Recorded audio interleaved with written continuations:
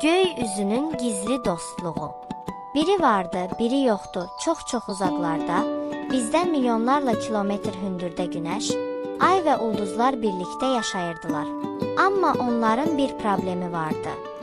Onlar heç vaxt eyni vaxtda bir araya gəlib söhbət edə bilmirdilər.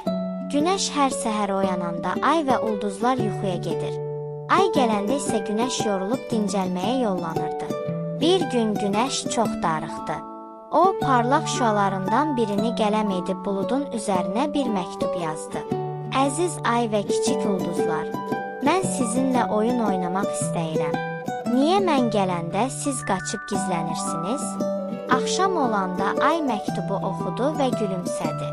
O da gümüşü rəngli nuru ilə cavab yazdı. Biz gizlənmirik, əziz günəş. Sən o qədər parlaqsan ki, sən çıxanda bizim kiçik işıqlarımız görünmür.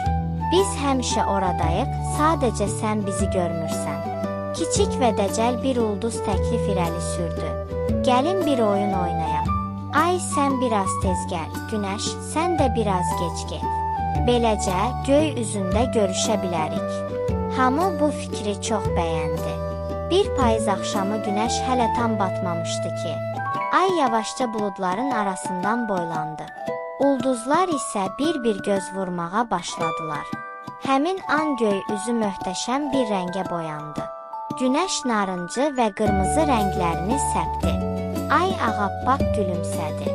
Ulduzlar isə sanki göy üzünə səpilmiş mirvarilər kimi parıldadılar. Onlar başa düşdülər ki, hər birinin öz vaxtı və öz vəzifəsi var. Günəş dünyanı isitməli və bitkiləri böyütməlidir.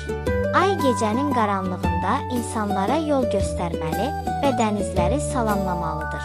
Ulduzlar isə uşaqların yuxularına bəzək verməlidir. O gündən bəri bəzən gündüz vaxtı ayı göydə görsəniz, bilin ki, o günəşlə salamlaşmağa gəlib. Gecə ulduzlar parıldayanda isə bilin ki, onlar sizə günəşin salamını gətiriblər.